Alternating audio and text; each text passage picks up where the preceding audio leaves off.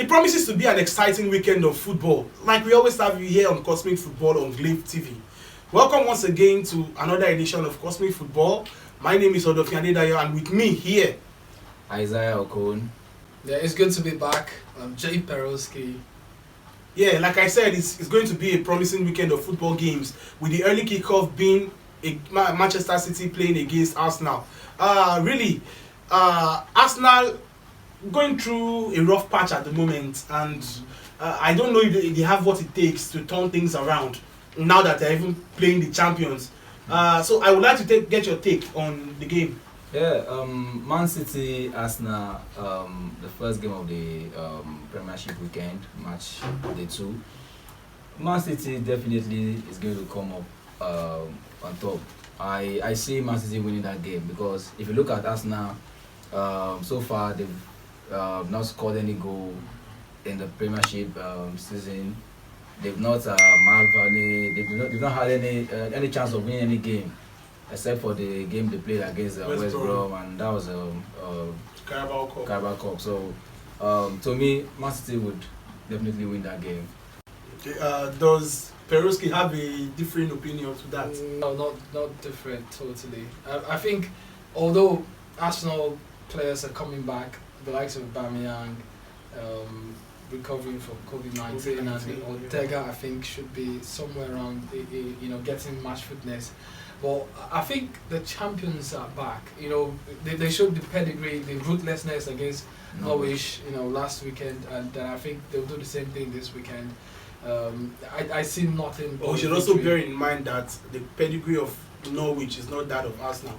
Forget the fact that Arsenal is going through a rough patch at the moment. You can't compare what they have against, what they played against Norwich to what they are going to be playing against Arsenal. I'm looking at an Arsenal team with average players.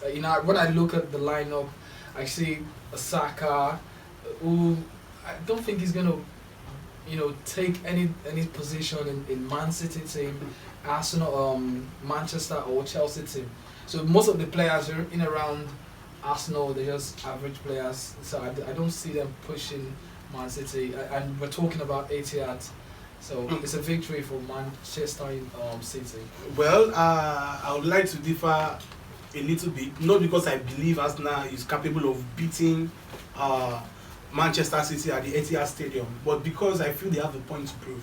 I know I said that last week when they wanted to play against Chelsea, but I just feel you don't want to lose the first 3 games of your season.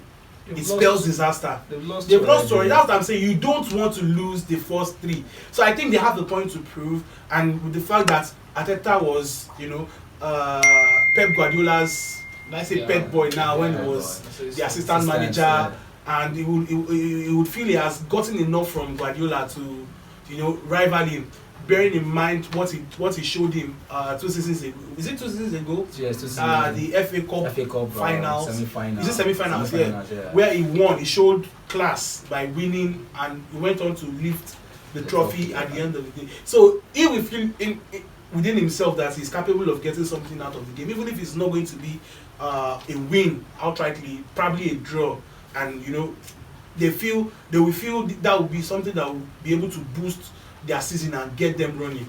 So even during Pep Guardiola's conference on Friday, he was trying to buy time for Arteta. I saw Guardiola talking about Arteta, that he needs time and all of that. Arteta is seriously under pressure.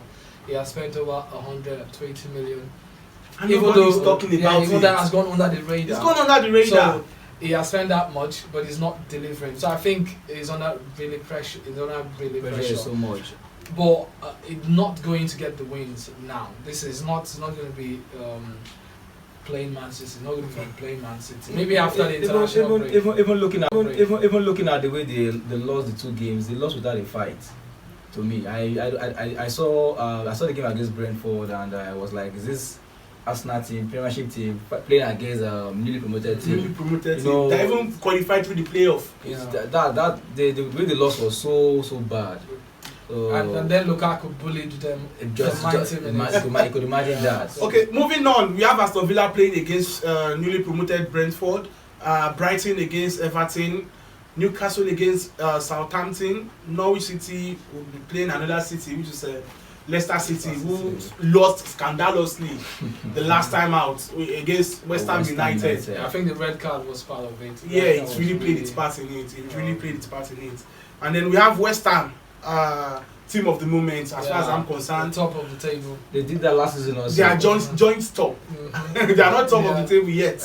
Joint top with Liverpool and Chelsea and Liverpool. Chelsea, by the way, being there by virtue of Tottenham alphabetical order. Tottenham is also around. In the mix, yeah. 6 points too.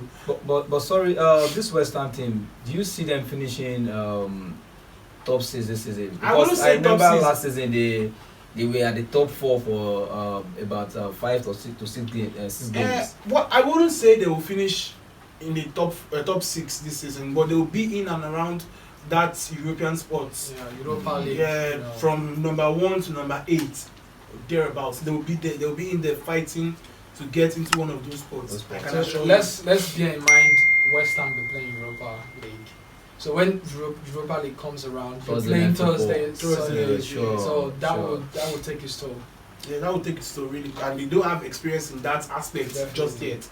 So moving on from there, we have the icing on top of the cake, the cherry, some would say, on top of the cake. Liverpool playing against Chelsea at a full packed Anfield. What would be your take on that game? Well, I'm seeing two-man battle, Lukaku and Van Dijk. Definitely. So the power, the physique, and the pressure that come along with Lukaku's signing fee, Van Dijk coming back from injury, Injuries, yeah. trying to prove that it was a missing piece of the Liverpool team last season.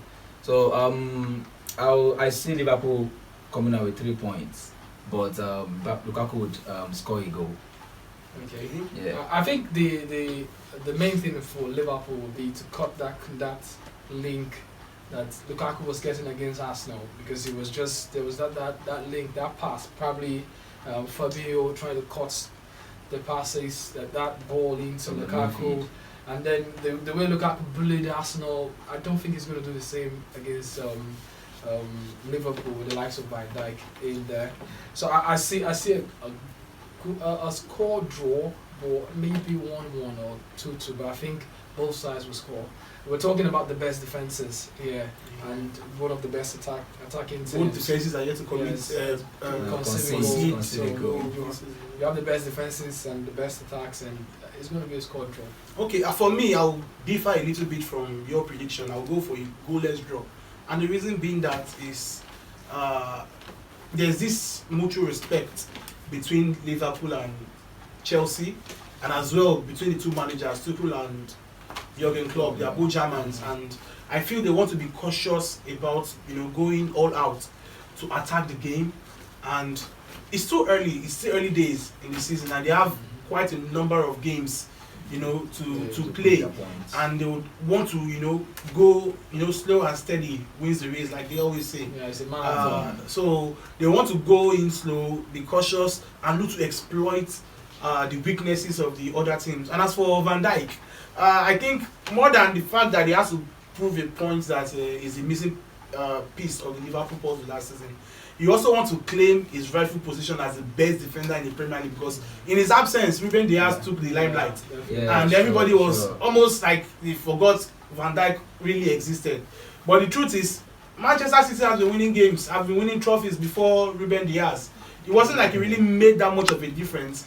He didn't have that impact Van Dijk had on Liverpool by winning the Champions League and the Premier League. No, I'm sorry, I wouldn't agree that. I'd agree with that, because if you look at Manchester City defense 2 seasons ago, before Van Dias came in, after the loss of Dias came in, after the loss of Company, the defense was very, very shaky. They let in cheap goals and considered a lot of goals from set piece and even one-on-one.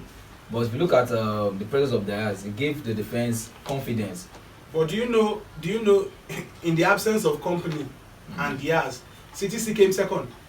Yeah, sure they did. In the absence of Van Dijk, Liverpool had to struggle, and it was a miracle that they came third at the end of the day.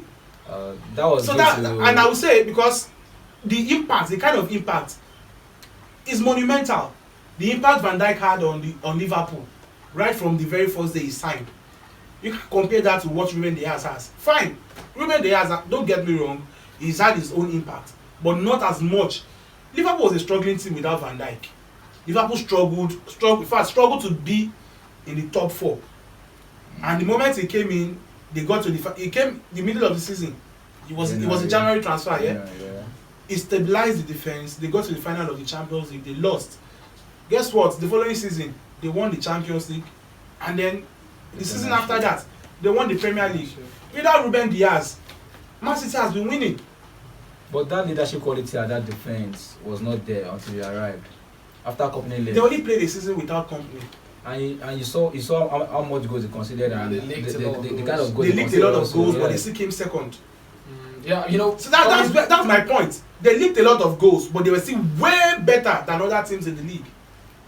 But if you look at even the point between the winners of the Premiership that season and Man City that came second, the gap was not so close. It was not so close, I agree. But the gap between Man City and the person that came third, was it that close? And currently, Man City coming second is not their mission. It's not their goal. You have to win the league. In clubs like Man City, you've got to win the league. That's my point. They've been winning before Ruben Dias. Liverpool has won nothing before Van Dijk. You don't seem to get the difference between those two. The kind of impact they have both made on the teams. Ruben Dias is a fantastic player. Don't get me wrong, but I still feel the impact he has made and the impact Van Dijk has made on Liverpool is much more than what Ruben Dias. He has had his impact. He stabilized the defense as well, but he did not turn Man City into a championship winning team. Okay. Yeah, I get Man your City point. has always been a championship winning team Okay. before Ruben Dias. Liverpool had won nothing for about how many years before Van Dijk came in? I think the last one won the trophy with Dalglish. 2012, the then Carling Cup. Then, yeah. 2012, and then fast forward to 2019 was when they won their first major trophy after 2012. That's like 7 years. For a big club like Liverpool, you don't go 7 years without winning a trophy. Yeah, So that's Man City is a championship winning team before Diaz. Liverpool wasn't. The signing of Van Dijk coupled with the signing of Alisson Becker made Liverpool a championship winning team. So I feel that extra motivation to reclaim his title as the best defender in the Premier League, if not in the world at the moment, it will be a pressure on him to also deliver against one of the world's best marksmen, goal scorers in Lukaku. And it's going to be a battle, an epic battle.